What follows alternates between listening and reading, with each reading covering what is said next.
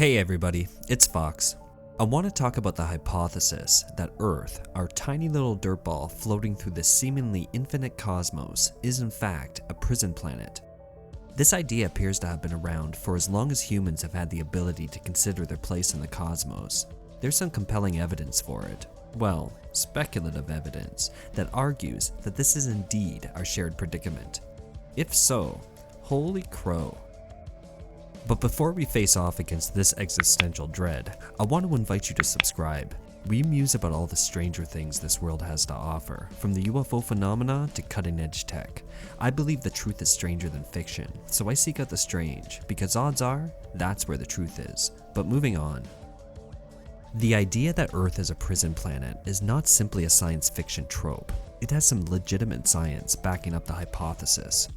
Dr. Ellis Silver argues, somewhat convincingly, in his book, Humans Are Not From Earth, a Scientific Evaluation of the Evidence, that humans were placed here by an extraterrestrial species to isolate us from the rest of the universe. Why? Due to our preoccupation with violence and our destructive ways, of course. He argues that the UFO phenomena is not a benevolent force, but rather are much like prison wardens keeping an eye on the scourge of the universe, keeping us in our place. This would explain, somewhat, why whatever intelligence is piloting UFOs are so infatuated with our nuclear technologies. We have the ability, today, to unleash a level of violence that literally shakes the planet. Interfering with our nuclear arsenal appears consistent with the idea that an alien intelligence is hell-bent on keeping us in our place. It makes me wonder though, will our ambitions to become a multiplanetary species this decade be thwarted by the others? I think we're about to find out. Our mission to Mars may be a much shorter ordeal than any of us can imagine. So, backing up a bit, what's the evidence that we humans did not evolve entirely on this planet and that we were placed here intentionally? Consider this. Our biology is wildly inconsistent with the other species on the planet. In his book, Silver points out the fact that we have spent thousands of years manipulating our environment simply to survive in it.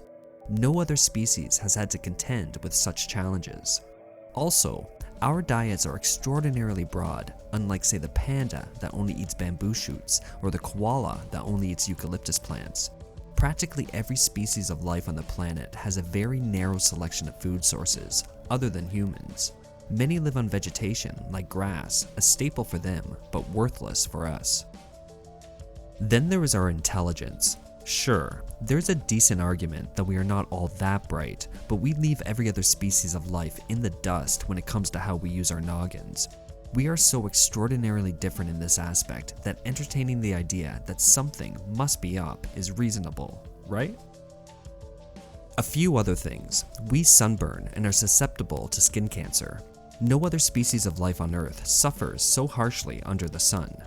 We have back pain, as if the gravity on Earth was not the level of gravity that we evolved under. There is evidence that our bodies run on a 25-hour clock, not the 24 hours that Earth serves up. We can't drink the water here, well, without treating it, unlike every other species on the planet. Dogs can lap up a drink from a puddle, something that would probably send us to the emergency room. In his book, Silver presents dozens of factoids that backs up his argument that we did not evolve here and were in fact placed here. Who else could port a species to another planet if not an alien intelligence? So, if this is true, what could possibly be happening behind the veil? Silver offers up some sobering speculation on this front as well. He goes as far as to speculate that our world governments understand that Earth is indeed some kind of prison planet, and that governments around the globe work diligently to keep this terrifying fact under wraps, and will only disclose it once our ET handlers allow them to do so. Dr. Eric W. Davis, when speaking on the topic of disclosure, is on record stating, "The release of this information is driven strictly by the phenomena itself." Surely this is not what he means, right?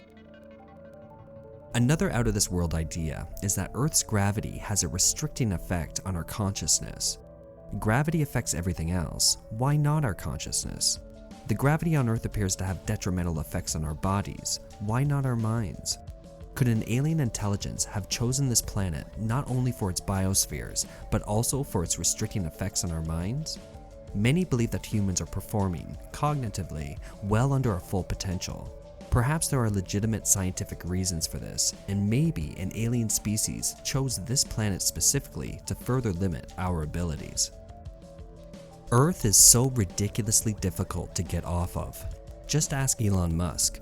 Due to Earth's gravity, the amount of energy we need to wield in order to achieve escape velocity is colossal. We've only had the ability to do so for well under 100 years, very little time in the grand scheme of things, and we can only send a select few of us up at a time. Compared to Mars and numerous other habitable planets that we know of, Earth is an ideal place to corral a disruptive species. This begs the question, if we pose such a threat to the universe, why keep us around in the first place? A technologically advanced alien race could easily wipe us out.